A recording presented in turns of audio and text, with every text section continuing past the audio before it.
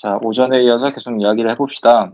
음, 오전은 전반적인 이제 스토리랑 이제 왜 민주화 이후에 우리나라의 민주주의가 정치적으로 좀 성숙하지 못하게 됐는지에 대한 배경, 그 음, 다음에 우리나라의 어떤 지역적인 불균형, 음, 그 다음에 음, 교육 기회의 불균형, 뭐 이런 부분에 대해서 이 저자가 어떻게 생각하고 있는지, 음, 특히 이승만 정부 초기 때, 뭐, 4.19 혁명까지 얘기를 좀 다뤄본 것 같으니까, 음, 이제 예거도 한번 조금 얘기를 나눠봅시다.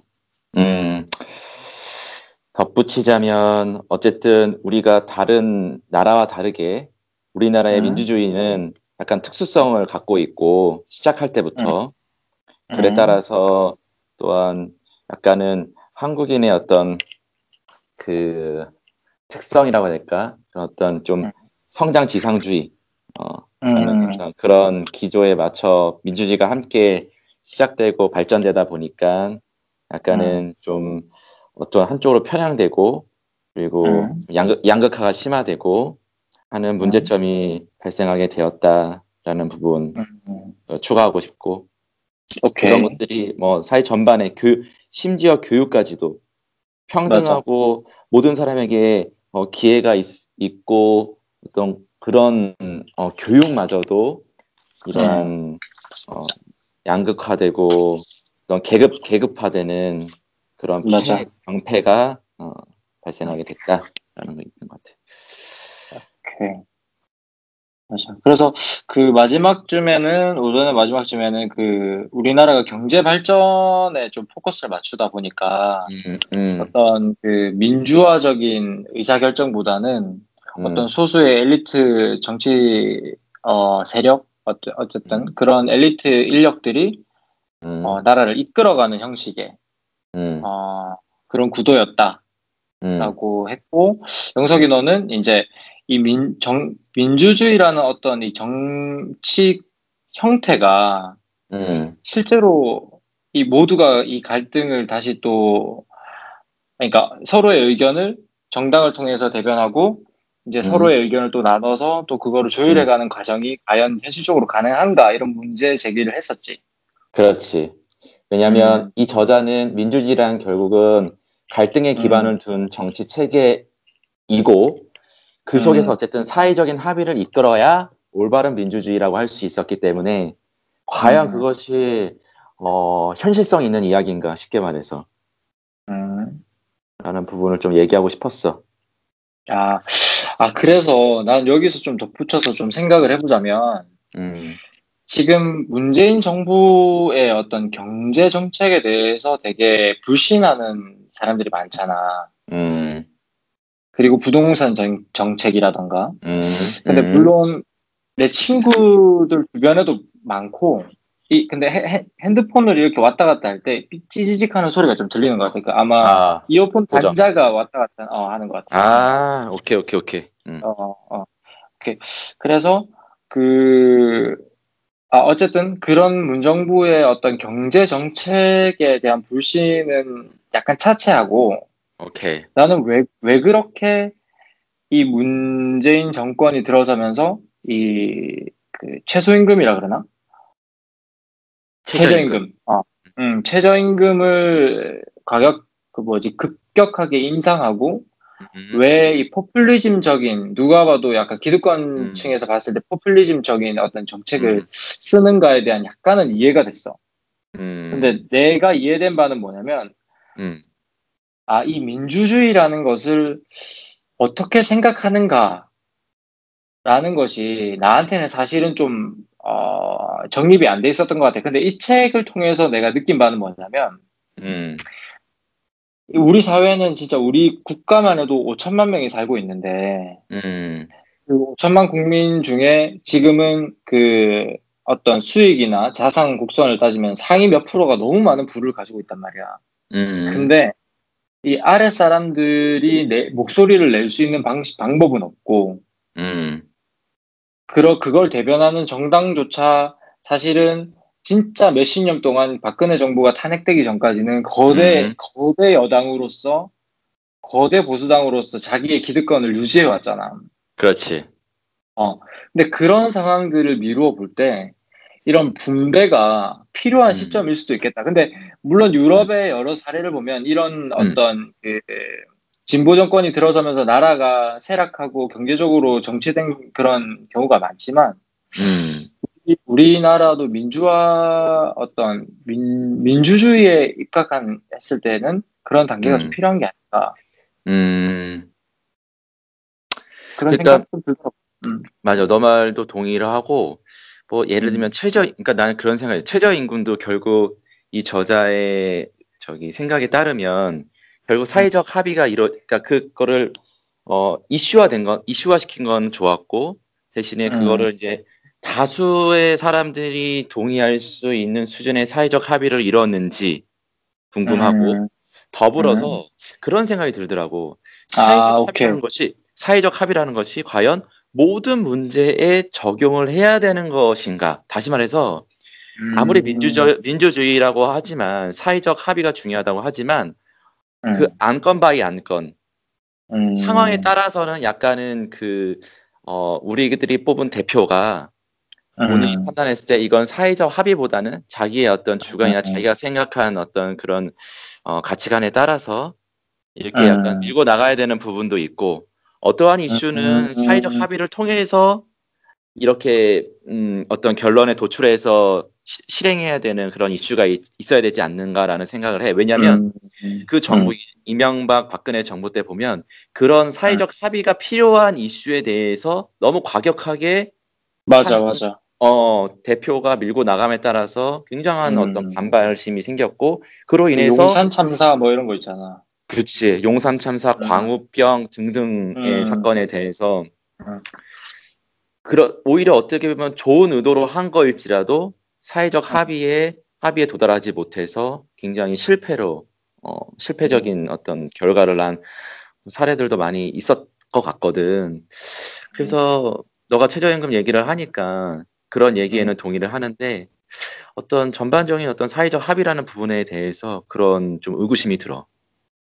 아, 오케이, 오케이. 나도 사실은 뭐 여러 가지 잘은 모르지만 이 최저임금이 인상되고 나서 뭐 자영업자들은 여러 문을 닫고 그 음, 다음에 실질적으로 수혜를 받아야 되는 정말 그 가난한 사람들은 못 받고 그치. 일을 잡지를 못해서 아예 그냥 월급을 못 받고 있고 뭐 그렇지. 이런 조금 그리고 혹은 이런 그러니까 대기업 수준은 아닌데 음, 하여튼 그런 중간 기업에 있는 어떤 사람들의 임금만 상승이 돼서 또 대기업에 다니는 사람들은 또 심리적 박탈감 느끼고 이런 되게 그 소득 계층별로 다양하게 불만족과 만족이 이게 상충하는 것 같더라고.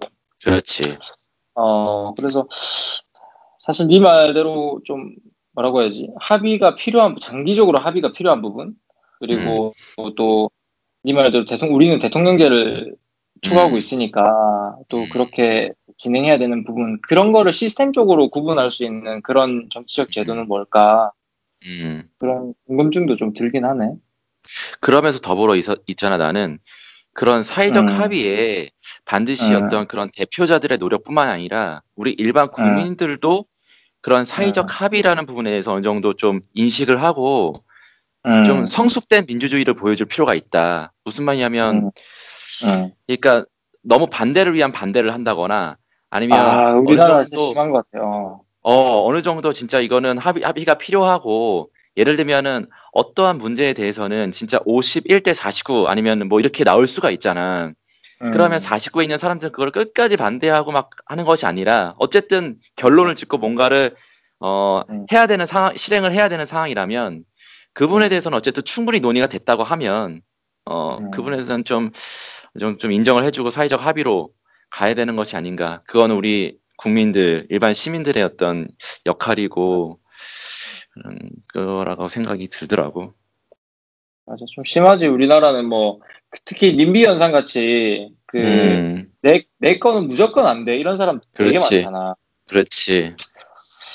근데 사실, 뭐, 그 당사자가 안 돼 보니 나도 사실은 말은 못 하겠지만, 음. 뭐가 맞는지는 좀, 근데 그러니까, 정작 우리가 어, 우리가 음, 이런 어떤 지금 과정을 통해서 어떤 의사결정을 할 수 있는 어떤 리더의 위치에 올라가거나 그게 아니라도 어떤 살아가면서 정말 어떤 사회적인 합의는 너무 거창할지라도 결국은 구성원들의 합의를 도출해야 되는 합의를 얻어내야 되는 경우가 많이 있잖아. 그렇지. 그럴 때 어떻게 해야 될지 계속 어쨌든 의견이 분분하고 갈등이 심화될 때 그런 좀 생각까지 들더라고. 나는 과연 어떻게 할까? 어떻게 해야 되나? 거기까지는 할 수 있을 것 같아. 이슈화 시키고 서로 논의할 수 있게 하고 의견을 교류하고 한 것까지 되는데 그걸 어떻게 잘 합의로 이끌어낼 수 있을까? 그렇지. 그게 뭐 거기에는 어느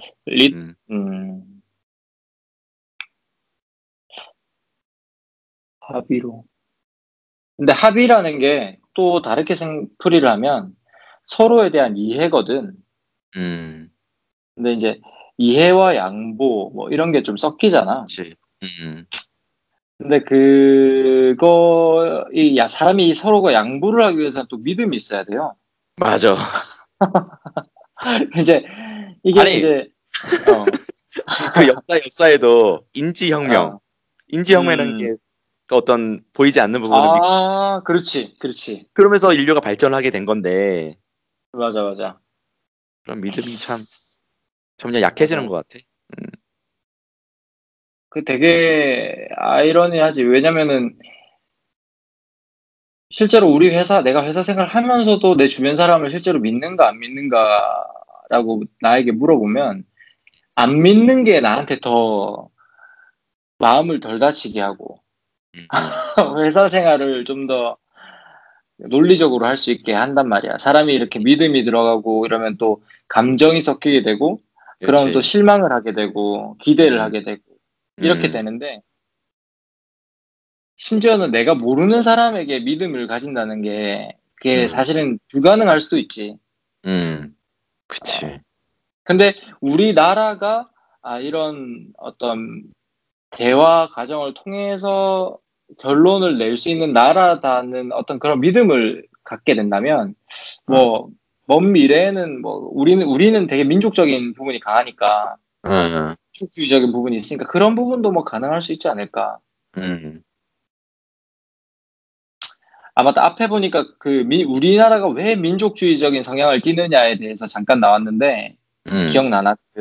우리나라는 일제강점기라는 시대가 있었기 때문에 그것으로 인해서 우리는 어떤 민족주의적 정체성을 가지게 됐다. 그런 것도 사실 좀 나는 임팩이 있었어. 그렇지. 그러니까 사실 이렇게 된 데는 다 역사적인 배경과 그런 과정 속에서 그런 게 다 있는 것 같아. 맞아. 그래서 이제 박정희 정권이 들어서서 이제 1979년까지 그렇지. 집권을 하면서 이때는 좀 특이했던 시대라고 특이했지. 이제 저자는 얘기를 맞아. 하지. 그래서 맞아. 외부의 외부란다. 남미의 어떤 정치 그렇지. 형태랑 비교도 여러 번 했지. 맞아. 맞아. 기억이 나면 좀 설명해 줄래? 나는 남미의 그런 것보다는 박정희 정권은 어쨌든 반드시 짚고 넘어가야 되는 민주주의에 있어서 반드시 역사적으로도 반드시 한번 짚고 넘어가야 되는 부분이라고 생각하는데 사실 박정희 많이들 얘기했는데 사실 난 사실 유신도 정확하게 의미도 잘 몰랐고 그냥 유신이 무슨 의미인지 알아? 그거 이번에 알았어. 정확하게 정리를 해놨는데 낡은 제도를 고쳐서 새롭게 함. 그렇지. 요번에 나도 찾아보고 알았어. 유신 정권. 근데 이제 이 사람이 말한 이제 박정희 정권에 대한 평가, 민주화에 어떤 기여를 했나라고 봤을 때, 성공의 결과로 민주화에 기여를 했고, 실패의 결과로 민주화에 기여를 했대. 오케이. 멋진 말이네. 이 사람 박정희 정권을 성공적인 정권이라고 말하는 사람도 있는데 그 결과 민주화가 됐고 실패라고 말하는 사람이 있는데 어쨌든 그 실패의 결과로 민주화가 됐대. 그러니까 어쨌든 민주화에 기여를 했다라고 평가를 하고 있더라고. 오케이. 성공의 결과는 흥미로운데 어쨌든 민주주의가 되려면 기본적으로 자본주의 산업화가 돼야 된대. 맞아, 그러니까 맞아, 맞아. 못 살고 배고프면 민주화가 뭐야? 당장 배가 고픈데. 맞아. 인권이 뭐야?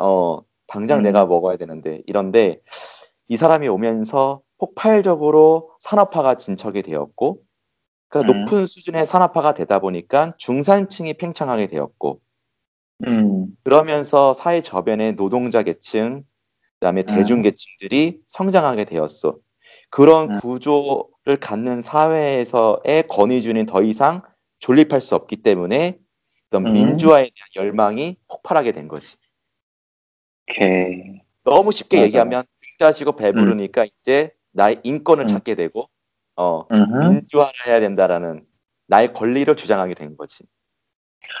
맞아. 그 도화선이 됐던 게, 그게 아마 여기서 나오는 건 1979년 8월 11일 YH 사건 이건가? 음, 어,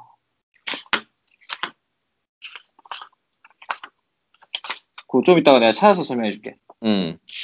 음, 어쨌든. 그리고 음, 이어서 그냥 설명을 하자면 실패의 결과는 음, 어쨌든 이 사람이 민주주의를 폐기하고 막 음, 유신 체제까지 쓰면서까지 권위주의를 편 결과 음, 강력한 민주화 세력을 형성하는 계기가 되었다. 음. 그래서 맞아. 만약에 그래서, 음, 음, 이 강력한 민중 세력의 저항이 없었다면 유신 음, 체제는 붕괴되지 않았을 거고 더 멀어졌을 음, 거다. 그래서 어, 그렇다. 그게 실패의 결과, 그게 민주화에 기여를 했다. 그러니까 민주주의에 실패한 결과, 권위주의를 펼친 결과, 그것이 강력한 민중 세력의 저항을 불러와서 민주화에 기여를 했다라고 얘기하더라고. 왜냐하면 이 사람이 권위주의에 실패했잖아. 그렇지. 그 실패의 이 결과, 사람이 권위주의에 실패한 어떤 배경에 대해서 이 사람은 어떻게 해석을 했는지 이제 좀 음, 기억이 나, 좀 잠깐 설명을 하면, 음, 그러니까 어찌됐든 간에 군부 정권이라고 해야 되나? 어쨌든 군부 정권은 아니지만 어쨌든 독재 정권이잖아. 음, 강력한 권위주의 정권인데 그때 이 박정희 정권이 들어섰을 때 우리 한국의 사회 저변의 어떤 행정 시스템, 어떤 음, 국가를 관찰하고 어떻게 관리할 수 있는 그런 시스템은 빈약했다라고 설명이 돼 음, 있더라고. 음, 하지만 박정희는 박정희 대통령은 우리나라를 경제 발전을 시켜야 되고 음, 그렇기 때문에 강력한 어떤 권위주의적 그 방식을 선택을 했는데 음, 그 방식을 선택함으로 인해서 어떠한 작은 외부의 어, 어떤 변화, 음, 위협에 흔들릴 수 있는 정권이 되었다라고 적혀 음, 있었더라고. 그래서 음, 음, 이 박정희 정권은 어떤 뭐 음, 툭하면은 긴급 조치 몇 호, 툭하면은 음, 긴급 조치 몇 호, 이렇게 해서 그거를 음, 틀어막으면서 음, 자기의 정권을 유지해 왔지만 결국은 그것이 네가 말한 음, 어떤 그 중산층의 어떤 확대로 인해서 음, 어, 동기 어떤 운동으로 어떤 그렇지, 노동자의 운동으로 이런 그 전개가 된 거지. 그렇지. 맞아. 그래서 여기 맞아, Y 맞아. 맞아, 맞아. 계속 얘기해. 그래서 여기 찾았는데 음, 이 YH 사건이 뭐냐면 음, 1979년 8월 봉제 공장인 YH 상사에서 근무하는 200여 명의 여성 노동자들은 신민 당사에 들어가서 농성을 벌였는데 정부가 강제 진압을 강행해 농성하던 노동자 김경숙이 사망하고 신민당 총재이던 김영삼은 의원직에서 제명되었다. 음, 당시 YH 사건은 직장 폐쇄에 항의하는 경제적인 차원에서 시작되었지만 결과적으로 모든 반체제 그룹들을 위한 정치적 집결점을 제공함으로써 부망쟁과 유신 정권의 몰락을 가져오는 도화선이 되었다. YH 어, 사건. 음, 그렇게 얘기가 되어 있네. 음. 오케이. 그래서 근데 이 너무 지나친 권위주의 정권이 남긴 어떤 우리 현재까지 남아있는 어떤 권위주의적인 우리 공무원들의 그런 조직 체계 같은 경우도 계속 좀 비판을 하고 있긴 하더라. 뒷부분은. 맞아. 맞아. 그러면서 정부의 역할을 되게 그러니까 강력하고 능력 있는 정부, 아, 맞아, 맞아. 정부, 능력 있는 정부. 맞아, 맞아. 그런 정부가 민주주의의 중요한 어떤 핵심 요소다라고 얘기를 또 하고 있더라고. 맞아. 날 기본적으로 그냥 민주주의는 어쨌든 우리 음, 지금 알고 있는 입법, 사법, 행정이 어, 명확하게 분리가 되고 독립적이고 음, 그런 게 우선은 기본적으로 좀 정확히 철저하게 좀 제도적으로 된 상태여야지 거기서부터 민주주의가 시작돼야 되지 않나 맞아. 싶고 맞아. 근데 요 책에서 또 이 우리나라의 입법권이 너무 거대하다. 그렇지 그런 얘기를 하고 있더라고. 그래서, 그렇지 뭐, 생각해보니까 맞는 것 같기도 해. 그지? 음, 음, 음, 그런 것 같기도 하고. 사실 진짜 정치학에 사용되는 용어들이 너무 많아서, 맞아 바로바로 뱉어내기 좀 어려운 것들이 좀 어려워 많긴 해. 음,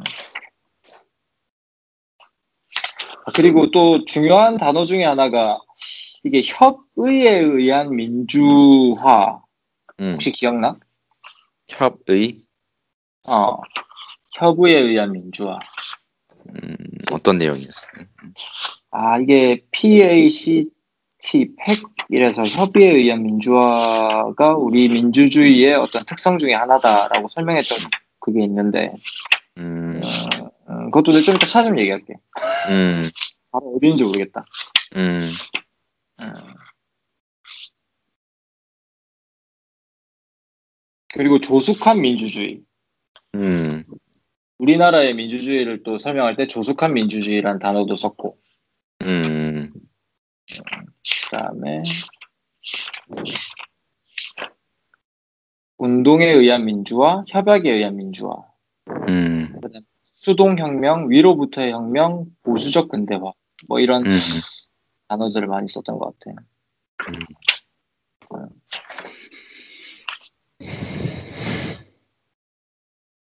약간 이제 한 10분 정도 남았으니까 좀 느낀 점이라던가 음, 총평을 좀 할까?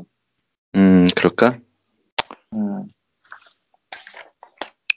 어쨌든 나는 이 책을 통해서 음, 또 그냥 흔히 말로만 했던 민주주의에 대해서 음, 어떻게 시작이 되었고 음, 우리나라에서는 민주주의가 어떠한 특성을 가지고 좀 특수성 있게 발전 음, 흘러왔으며 그리고 음, 이 작가가 생각하는 민주주의가 제대로 작동하기 위해서는 음, 어떠한 부분이 더 보완이 되고 충족이 돼야 되는지를 알 수 있었고 음, 참 민주주의는 참 어, 되게 내가 뭐 우리가 생각할 수 있는 최선의 정치 체계이긴 한데 음, 참 어, 자기 이익을 추구하고 약간은 이렇게 그런 우리 보통의 사람들이 만들어가기에는 참으로 음, 어, 어렵다. 음, 들어가기는 참 어떻게 보면 약간 이상적인 정치 체제다. 근데라고 생각이 들면서도 그래도 어쨌든 여러 가지 다양한 제도라든지 음, 그런 뭐 여러 가지 장치 보안 이런 것이 된다면 또 음. 우리가 생각하는 또 올바른 민주주의를 이뤄낼 수 있지 않을까라는 또 희망도 갖게 되었어.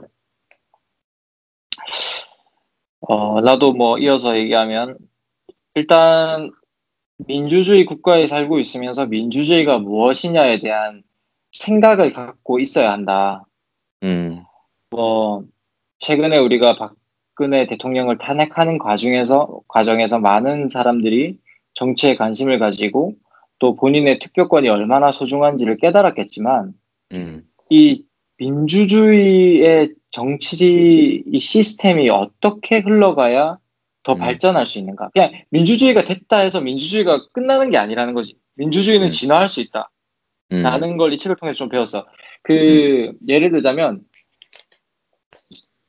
해외 여러 나라들은 민주주의가 국가로 성장하기 위해서 수많은 피를 흘리고 또 그런 투표권을 얻기 위해서 진짜 수많은 사람이 죽어나갔는데 우리나라는 그게 일거에 한순간에 얻어진 게 없지 않아 있잖아. 그렇기 때문에 그 소중함을 모르는 것 같아. 이제 그런 것들과 내가 추구하고자 하는 이 민주주의는 뭔가, 내가 생각하고 있는 민주주의가 뭔가라는 것 정도, 그리고 어떤 중요한 사건들로 인해서 우리나라가 이런 민주주의, 지금 현재 정치 형태를 띠고 있는가라는 거를 이해할 수 있는 약간 밑그림을 그린 느낌이야. 그런 단어들은 좀 어렵고 아직 순서들이 좀 혼란스럽고 하지만 나는 어떤 근현대사 진짜 짧은 그 방금 전에 얘기했던 한 5분의 대통령의 그런 정권들 순서에서 어떤 부분들이 중요했구나라는 좀 느낌은 가진 것 같아.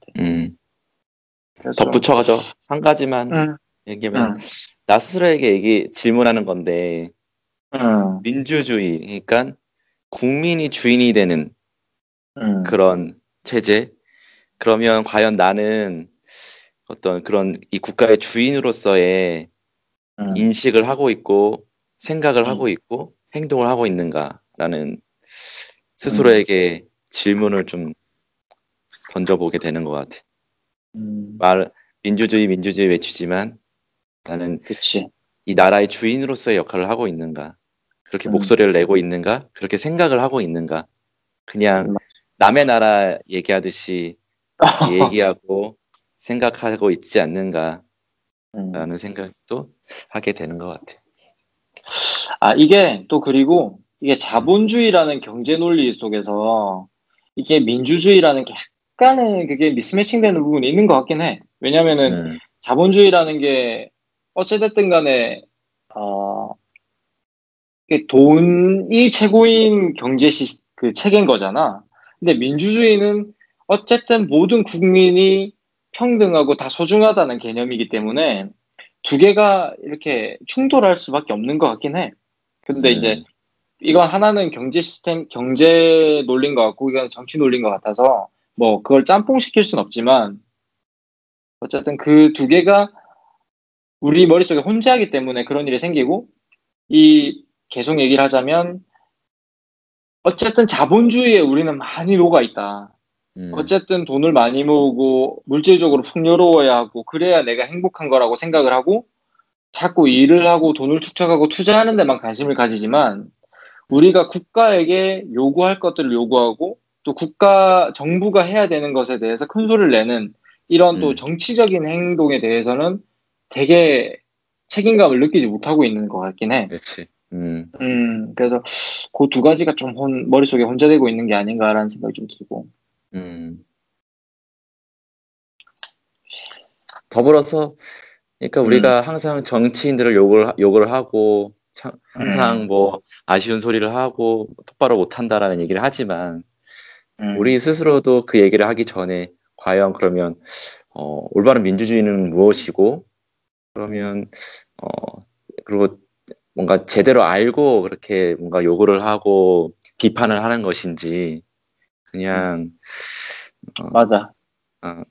진짜 되게 그 정치 어떤 그걸 뭐라 하지? 정치 모략에 우리가 휩쓸려서 여기서 맞다. 이 책에서 말하는 가장 중요한 걸 하나를 놓칠 뻔했다. 우리나라에는 언론이 너무 거대하다. 그래. 언론이 거대하고 우리나라에서는 그 몇 개의 대기업 언론이 독점하고 있는 시장이고 그 맞아. 언론이 어떤 윤리적 그런 판단까지 다 해버리는 그런 힘을 가지고 있기 때문에 그걸 견제할 수단이 있어야 되는데 지금 현재에서는 그렇지 못하다. 그 시장 논리에서는 원래 우리가 수요자면 수요자에 의해서 걔네 그 공급자가 어떤 그런 공급 조절이 이루어져야 되는데 독점 시장이기 때문에 너무나도 위험한 상태다라는 얘기를 하는데 그건 동감이 되더라고. 그래서 거기에 우리가 또 휩쓸려 가고 있지 않은가. 맞아. 그런 생각도 좀 하고 있다. 우리가 저번에 얘기했듯이 진실을 알기 위해서 많은 노력을 해야 된다. 맞아. 역사에서 얘기했듯이. 결국은 민주주의라는 것도 결국 한 사람에서부터 시작을 하는 거기 때문에 국민 각자가 올바른 민주주의 의식을 가지고 각자가 어떻게 하면 이 민주주의를 현실화할 수 있을까, 올바른 민주주의를 펼 수 있도록 내가 권리를 행사할 수 있을까라고 고민하는 거기부터 시작을 한다라고 생각을 해. 그냥 대표만 뽑고 끝나고 그들이 알아서 민주주의를 만들겠지가 아니라 맞아. 각자가 나부터 시작한다라는 마음으로 해야 결국은 너 아까 오전에도 얘기했지만 다른 나라에서는 집마다 다 헌법책 가지고 있고 맞아. 그런 거기서부터 시작을 해야 되지 않을까. 여기 진짜 소름 끼치는 문장이 하나 있었는데 잘 기억 안 나는데 영국의 어떤 그 정치학자였던 것 같은데 너 기억나나? 우리는 선거철에만 국가의 주인이 되고 그 외에는 노예가 된다. 뭐 이런 얘기 있었는데 기억나?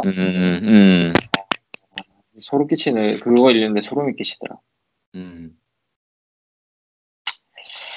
하여튼 뭐 우리가 역사의 역사라는 그런 책을 읽고 그 후속으로 우리의 근현대사에 대해서 한번 좀 알아보는 시간이었고 나는 나름대로 좀 깊게 책을 좀 읽어보려고 했는데 역시 또 말로 풀어내려니까 쉽지 않네.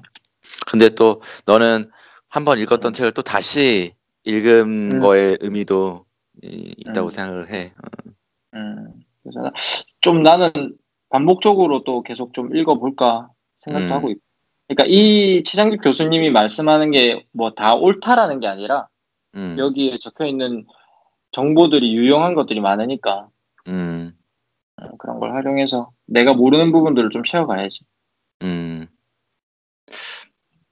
나는 좀 더 쉬운 책부터 근현대사를 시작을 해야 될 것 같아. 아닙니다. 알겠어. 벌써 오늘이 7회째인가? 7회째. 근데 우리가 그 첫 번째 그 인생 수업 그거를 2번에 나눠서 해서 사실은 6번째 책이자 수업은 7번째. 오케이. 그래서 7번째는 좀 상황이 좀 여의치 않아서 스카이프로 또 시도를 해봤고, 뭐 여러모로 이 음질이나 이 화질이나 이게 좀 안 좋을 수 있지만 그래도 지속적으로 하는 거에 좀 포커스를 맞추자고. 오케이, 그럽시다. 이렇게 약간은 일방이잖아. 한 사람이 얘기할 때 또 한 사람이 기다려야 되니까 이게 맞아. 좀 다이나믹하지 못하네. 그렇지. 아까 말했듯이 좀 쫀득쫀득한 맛은 없네. 그리고 다음에는 만약에 스카이프 하더라도 쭉 연결해가지고 한 번에 할 수 있도록 그렇게 해봅시다. 오케이. 다음 책은? 다음 추천을... 책은 이번에 조금 이렇게 말랑말랑한 책으로 갑시다. 그래. 최근에 좀 힘들었다. 힘들었다.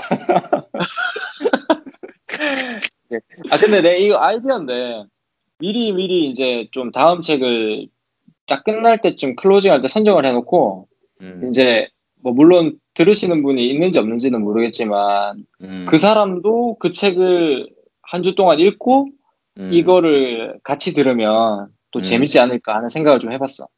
오케이, 그렇게 합시다. 그냥 아이디어였습니다. 알겠습니다. Any comment? 없습니다. 네, 그럼 고생 많으셨습니다. 들어가. 하나, 둘, 셋.